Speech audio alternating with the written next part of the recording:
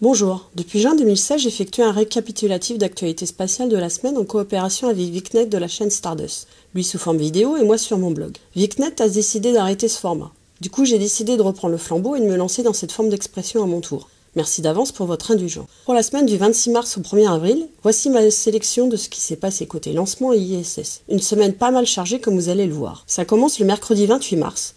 Le cargo Progress MS-07 s'est détaché de la station après 163 jours d'amarrage. Le cargo était arrivé à l'ISS le 16 octobre dernier. Le Progress va toutefois effectuer un vol libre pendant près d'un mois. Sa rentrée définitive contrôlée ne devrait avoir lieu que le 26 avril. On ne sait pas quelle sera sa mission pendant ce mois. Moins d'une semaine après leur arrivée à l'ISS, Doug Frustel et Ricky Arnold ont réalisé une sortie spatiale le 29 mars. Ils ont installé 2 nouvelles caméras sans fil, déconnecté et récupéré 2 câbles défectueux du système de refroidissement de la station et remplacé une caméra. Ils ont passé 6 heures et 10 minutes dans le vide. C'était la 7e sortie spatiale de Frustel et la 3e pour Arnold. Le même jour, le 29 mars, le lanceur 100% indien GSLV Mk2 a décollé avec succès, mettant sur orbite de transfert géostationnaire le satellite de télécommunication GSAT-6A. Mais moins de 2 jours après le lancement, l'agence spatiale indienne l'ISRO a déclaré avoir perdu contact avec le satellite. À suivre. Toujours le 29 mars, une Soyouz 2-1V a décollé du cosmonome de Plesetsk. Le satellite mis sur orbite basse cellule synchrone pour le compte du ministère russe de la Défense est seulement connu sous l'acronyme MK pour Petit Engin Spatial Expérimental en russe. Je vous épargne le nom en russe. Ou selon la dénomination officielle Cosmos 2525. On n'en sait pas plus sur cette mission.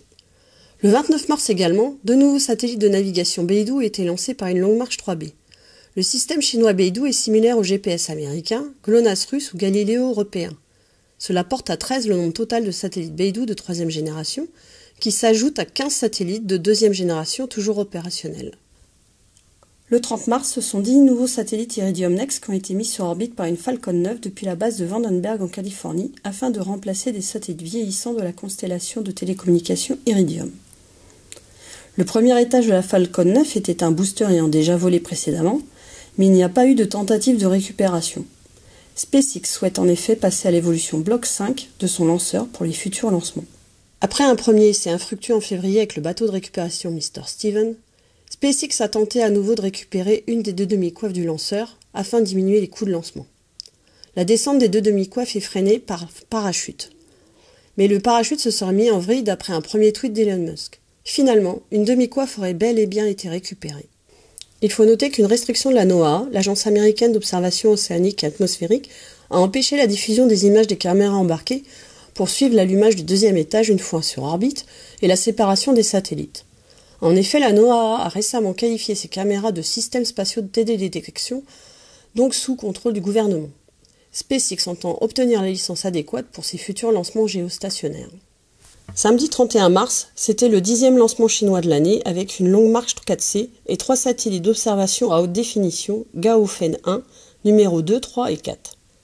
Avec 2 mètres de résolution, ils rejoignent d'autres satellites de la constellation déjà sur orbite, permettant à la Chine d'avoir une vue presque globale de la Terre à tout instant en HD.